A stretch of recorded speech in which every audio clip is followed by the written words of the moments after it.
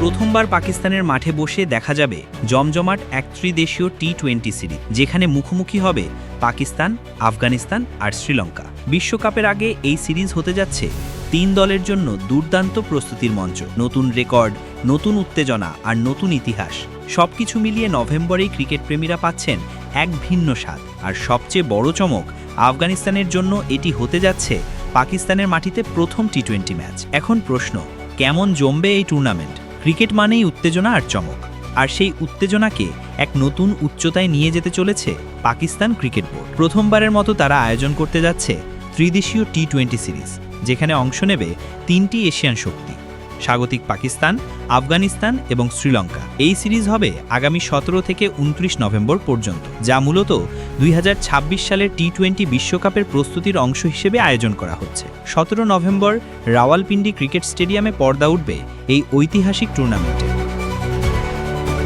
উদ্বোধনী ম্যাচেই মুখোমুখি হবে পাকিস্তান ও আফগানিস্তান। এটি আফগানিস্তানের ইতিহাসে পাকিস্তানের মাটিতে প্রথম আন্তর্জাতিক টি-20 ম্যাচ। এর আগে তারা 5টি ওয়ানডে খেলেছে পাকিস্তানে, তবে টি-20 স্বাদ এবারই প্রথম পেতে যাচ্ছে রাশিদ খানরা। 19 নভেম্বর একই ভেন্যুতে আফগানিস্তান খেলবে শ্রীলঙ্কার বিপক্ষে। এরপর সিরিজ সরে যাবে লাহোরে, যেখানে বাকি ম্যাচগুলো অনুষ্ঠিত হবে। 22 নভেম্বর পাকিস্তান শ্রীলঙ্কা ম্যাচ দিয়ে শুরু হবে লাহোর অধ্যায়। 23 নভেম্বর আবারও আফগানিস্তানের মুখোমুখি হবে পাকিস্তান। 25 নভেম্বর শ্রীলঙ্কা লড়বে আফগানদের বিপক্ষে। আর 27 নভেম্বর গ্রুপ পর্বের শেষ ম্যাচে মুখোমুখি হবে পাকিস্তান ও শ্রীলঙ্কা। সবশেষে 29 নভেম্বর লাহোরেই অনুষ্ঠিত হবে সিরিজের ফাইনাল ম্যাচ।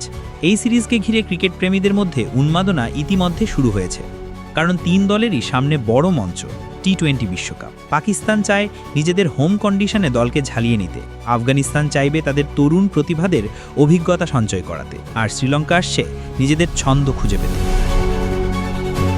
তাই প্রতিটি ম্যাচই হবে জমজমাট লড়াইয়ের প্রতিশ্রুতি।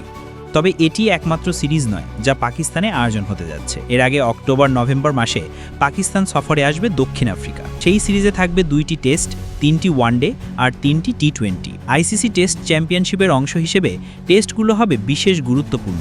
এই সিরিজ শেষ হবে 8 নভেম্বর, আর তার মাত্র কয়েকদিন পরেই শুরু হবে ত্রিদেশীয় টি-20 সিরিজ। সব মিলিয়ে বছরের শেষ প্রান্তে ক্রিকেট ভক্তরা পাচ্ছেন একের পর এক বড় আয়োজন। পাকিস্তানের মাঠে এই প্রথম এমন ত্রিদেশীয় টি-20 সিরিজ ক্রিকেট ইতিহাসে যুক্ত করবে নতুন অধ্যায়। এখন দেখার বিষয়, কোন দল এই মঞ্চে নিজেদের শক্তি প্রমাণ করতে পারে আর কে গড়ে নতুন ইতিহাস।